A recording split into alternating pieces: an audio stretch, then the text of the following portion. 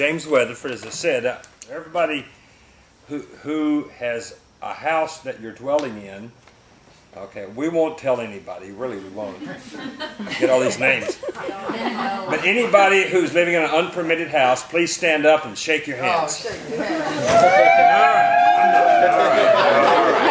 Sit down. All the rest of you stand up and shake your hands. All right. Is anybody here a contractor of any kind, a tradesman, general contractor? Good, good. Those are the sort of minds we need. Are any lawyers in the house? Come on, don't be ashamed. How many people are living in community or on a piece of land with multiple families? How about you're living on a community, more of a community arrangement? Oh, yes. Come on, shake your hands. Be proud of it. Woo! All right, everybody wait down. Anybody asleep, let me know. I want to talk a little bit today about the legislative part. Actually, I talked with Graham, and he gave me this old sob story about how he was an outlaw, and I felt really envious. And I'm not even an outlaw. I need to get involved here. So I live in a little permitted house, you know. Never been caught in anything I did. Not very much anyway. Okay, so I want to talk about what we drafted in terms of a resolution and some initial ideas that we want in an ordinance. But really what we're trying to do is cover a few points. And I want to try to summarize some of those. Really, first, in what we might call the situation. As Graham pointed out, there are very few people on this island, from whatever perspective and how you would define it, would deny that we have an affordable housing shortage. All right? Ever how you define affordable housing or come at it, you'd just say it's inadequate. Okay?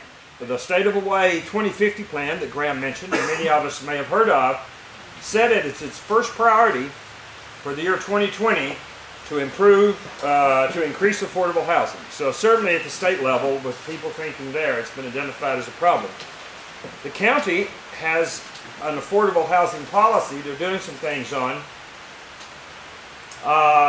In my observation, that's almost entirely been about helping people get moved into condominiums and duplexes and things. It has no way dealt with really rural areas. They haven't done that at all.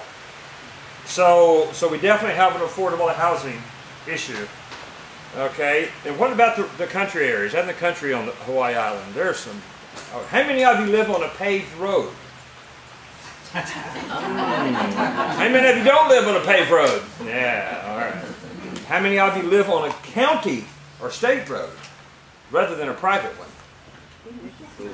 Okay, some of you. Yeah. So you get my point, though. There are a lot of them around we're going to be covering. So the rural areas on this island, there are a lot of what's zoned agricultural parcels. And if you go to do anything but have one family and a little bit of help maybe living on that land, and you're going to do anything but grow crops and livestock, you have to have a special use permit. And that's the sort of thing that Graham's talking about. If you're going to have a theater, if you're going to teach music classes, if you're going to put up an office and you are a CPA, all kinds of things here end up requiring a little store, a little shop of some kind. It all requires a special use permit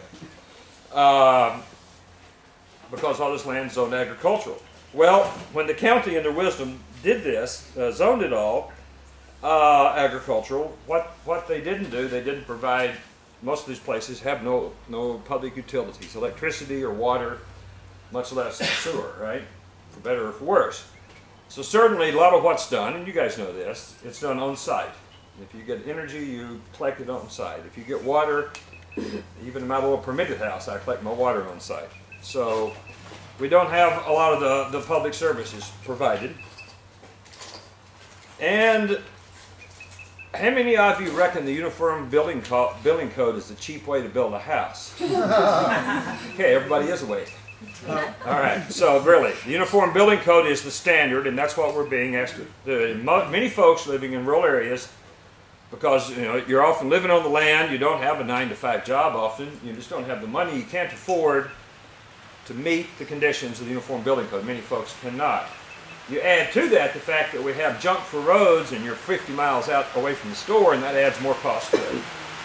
So we don't have many houses, and in the country areas around the island, it's an additional burden of trying to build them. So that's what the situation is, but I also have tried to, in the resolution, point out some opportunities that we have. How many of you have never grown any food for yourself?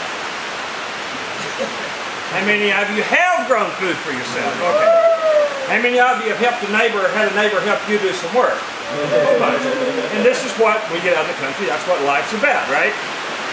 Well, what I've described in the resolution is using a lot of cooperation, a lot of self-reliance, and this is what happens in rural areas. Okay? One of the things that's been alluded to, and I think is a real large element we're dealing with, is all the local grown available materials.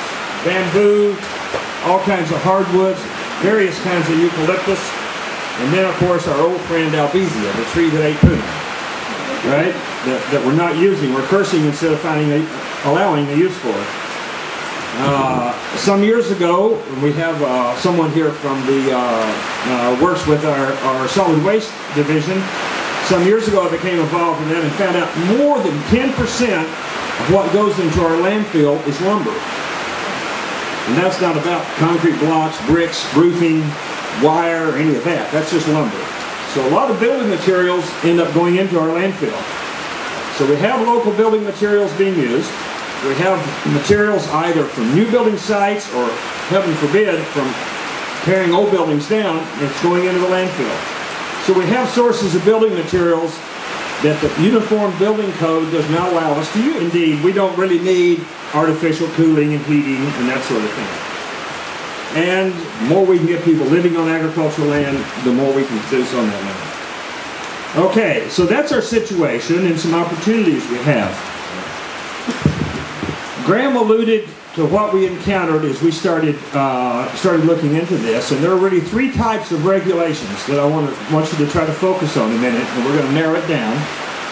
One is regulations about zoning, and that's what they've run into at Belly Acres.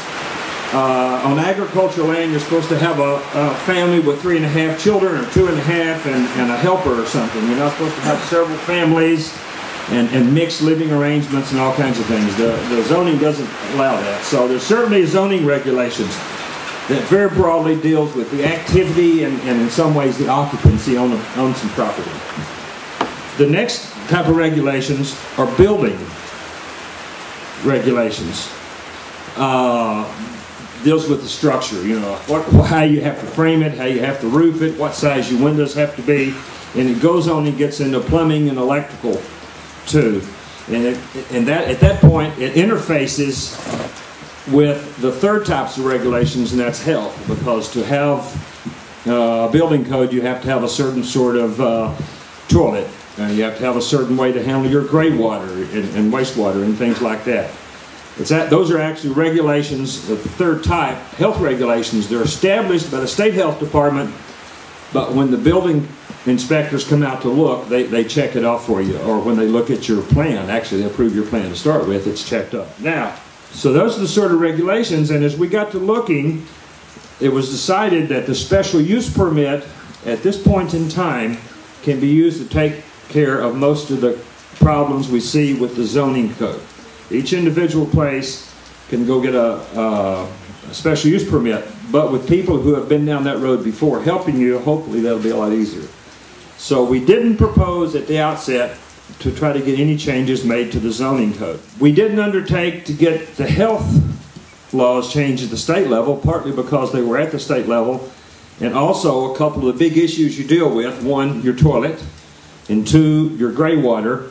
There are some ways to do that now. But as far as the building, using local materials, using salvaged materials, using materials from a new construction site, bringing them over, doing all kinds of things like that, we felt like that is where we could really put our focus and bring about some change.